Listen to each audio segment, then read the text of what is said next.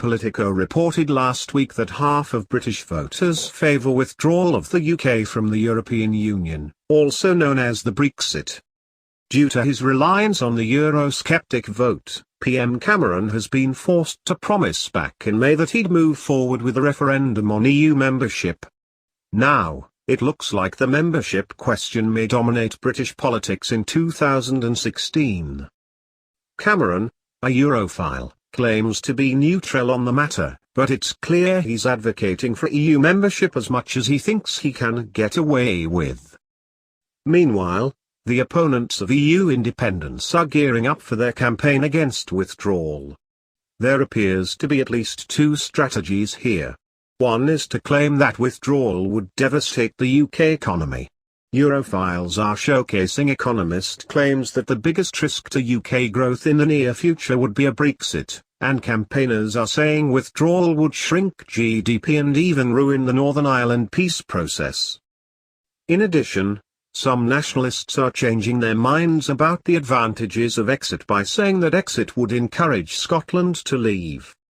So, the choice is clear: you can have peace, a thriving economy, and the sentimental good feelings of a united Britain, or you can have Irish terrorists, a rump England, and a ruined economy. Take your pick.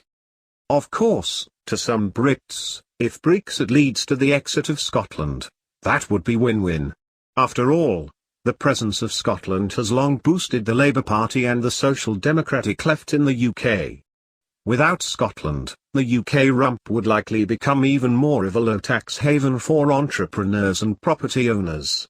Without low-income Scotland, the overall median wealth of UK citizens would go up as well, improving the perception of the UK as a wealthy country.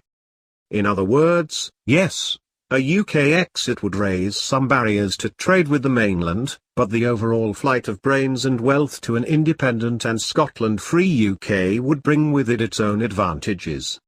One should expect opposition from the rest of Europe to reach a fever pitch. The UK has long been one of the net payer states that keeps the UK bureaucrats fat and happy while subsidising the lack of productivity from the poorer EU nations. Britain, like Germany and France, is one of the larger productive economies in the EU that pay the EU's bills, give it economic influence, and produce the wealth that gets spread around to the less productive countries like Greece and Ireland. The EU is already in a crisis, with serious problems arising for the Schengen area, migrant problems, and the realization that the Eastern Europeans might tire of being lectured by the elites in Brussels. When the Dutch floated the idea of a smaller mostly German-speaking Schengen zone, they were admitting that the EU has long really been a Franco-Germanic club for social democrat internationalists.